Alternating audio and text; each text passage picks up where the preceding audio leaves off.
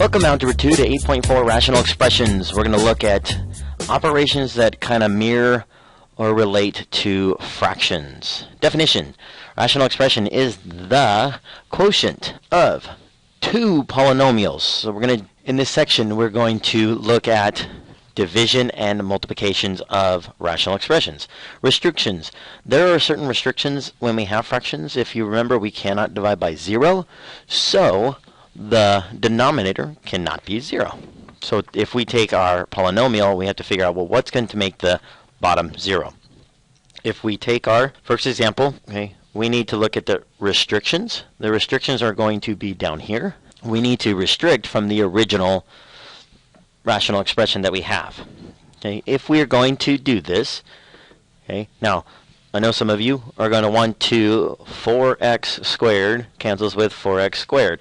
You cannot do that. Please do not do that.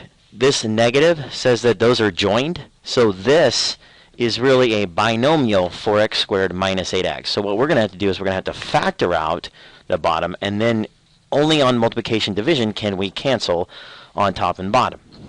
So if we have 4x squared on top, if we take out a 4x, we'll have 4x and x minus 2. Now from this denominator, which is down here, this is where we're going to get our restrictions. So if we look at this 4x, well, what can go in that x to make that 0? And we know one of those answers is 0. So we know x cannot equal 0.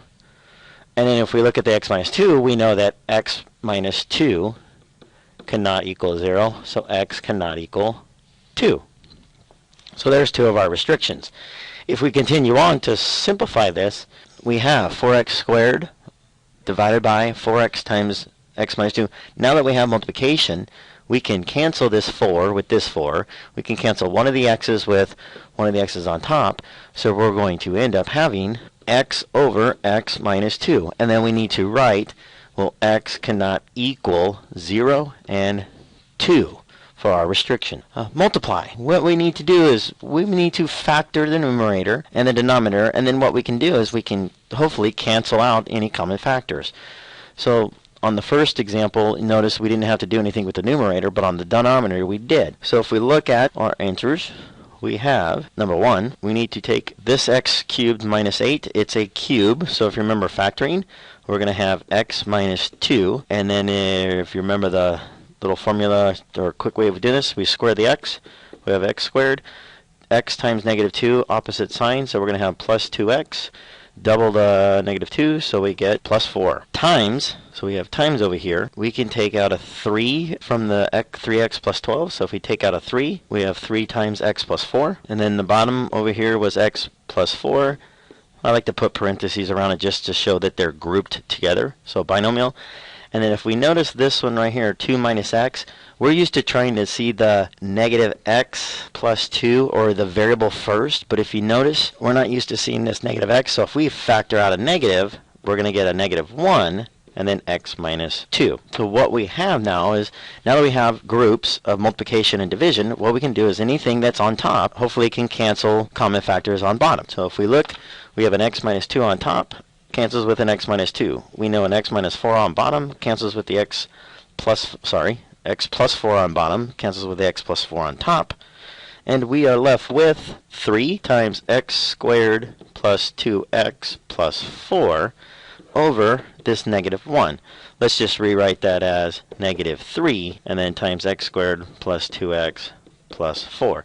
Now that's part of our answer. We have to look at, well, is there anything that's going to cause us to have restrictions? And if we go back to the original, we know this x plus 4. Well, x plus 4 cannot equal 0. X equals negative 4. And over here, if we say 2 minus x cannot equal 0, so subtract the 2 over, you get negative 2. X cannot equal 2. So x cannot equal negative 4 and 2. Go ahead and hit pause. Try number 2. See you back here in a couple minutes. Welcome back. If you notice, I'm almost done. Just wanted to make sure you got to here. If we go and we cancel, or even before we cancel, if we think of the restrictions, we know that x cannot equal 1/2. Draw that line. We know x cannot equal 2. we cannot equal 4, and you cannot have negative 3, and we cannot have 0. So based on all those denominators, if we go through and we cancel, we know there's an x plus 3 on top, x plus 3 on bottom. X minus 2 cancels with an x minus 2. We have a 2x minus 1 cancels with a 2x minus 1. Notice the x minus 4 and the x plus 4 are different, but we do have a 4x cancels with an 8x squared, leaving an x on bottom. So overall, if we put on top, what we're going to have is negative 1 times x plus 4 on top, over 4 went in there, so it was actually 2x. So we're going to have 2x times x minus 4. Good job. Now let's review division. So we're dividing two fractions. Well, remember, division is like multiplying by the reciprocal. So on this first problem, we're going to still have the 10/21s, but division, we're going to flip it, go multiplication, so we're going to multiply by 7/15. And then we look for common factors in both. We have 70 over 21 times 15, or if you can reduce and factor out, that would help better. So for instance, we know that we have 5 times 2 times 7 on top. We have 3 times 7 times 3 times 5. Well, 5 cancels with 5. 7 cancels with the 7, and all we're left with is 2 on top and 9 on bottom. So our rational expression, or 10/21s divided by 15 sevenths, is 2/9. So we're going to make sure that we multiply by the reciprocal. So with rational expressions, what we want to do is we need to factor the numerators, factor the denominators. Don't forget about the division because we want to flip. So for this first one, we know that this can factor to x minus 1 times x plus 3 over, and then this denominator factors to x minus 1 times x minus 2. But now we're going to divide, so let's bring the x plus 2 on top, divided by, and then this factors to x plus 3 times x plus 3. Remember, no canceling in between, so these x squares do not cancel with these x squares because these are joined with pluses and minuses. They are not strictly multiplication. Okay, so we're going to group them together. Group them together. Now what we can do is we can kind of jump and say, well, what are some restrictions? Well, we know that x cannot equal 1. We know x cannot equal 2. We know x cannot equal negative 3. So those are going to make the original problems 0. Now if we go through and cancel, x minus 1 on top, x minus 1 on bottom. X plus 3 on top, and x plus 3 on bottom. So after canceling the x minus 1s and the x plus 3s, there isn't anything else we can cancel. So we go back and write, okay, we have an x plus 2 over x minus 2 times x plus 3. Box or enter, and there's our restrictions. Okay, number 2. One thing to notice, again, as soon as I see pluses and minuses, maybe I can group. So if I group these together, that tends to help. But if you notice this first one, rational expression right here, usually a is behind, and it's a negative. So if we factor out a negative 1, we're going to get a minus 4. And then we have that over 5a. Division, flip, reciprocal. We can take an a out on top. So this becomes a plus 5. And on the bottom, a squared plus a minus 20 is a plus 5 times a minus 4. Now if we look at our problem, well, x cannot equal the a. Lets us know that it cannot be 0. The a plus 5 cannot be negative 5. And the a minus 4 cannot be 4. So if we go through then and cancel out the like terms, a minus 4 cancels with a minus 4. There's an a plus 5 and an a plus 5. We have an a that cancels with an a. So we're left with equal to negative 1/5. Alright, go ahead, hit pause. Try 3 and 4. I will say, number 4, do the parentheses first. See you back here in a few minutes. Welcome back. If you notice, if you look at number 3, you should end up with x divided by x minus 3, where x cannot equal 5, 3, negative 3, and 2.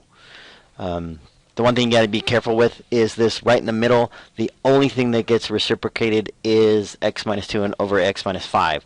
This one in red right here, this one is just being multiplied. So we had to flip-flop or take the reciprocal of the middle one. And number 4, stick with the parentheses first. Okay, so I factored the x minus 7, x plus 7 over, take out a 3. Okay, and then we flip. So the x plus 5 goes on top, and we had x plus 7, x plus 7. I simplified there, so the x plus 7s went away. Okay, now we take that whole term, and it's being division, so we're going to flip this 3 times x, and this x plus 7. That goes on top. So we end up having this over here. Now the x minus 7's cancel, x minus 4's cancel, and you're left with 3 times x plus 7 over x plus 5. Where, and you may have to be careful, where x cannot equal 4, and then we jump up here because this was on bottom, so x minus 7, so 7, negative 7, and negative 5. Okay, kind of a summary when we look at dividing rational expressions. Again, multiply by reciprocals, and then we want to make sure that we factor the numerator and denominator, and then cancel any common factors. Be careful of the grouping. If it has a plus or minus in the middle, you cannot simply cancel out these x's and then simplify that to be 1/2. No, no. Congratulations. Do your best, forget the rest. Bye for now.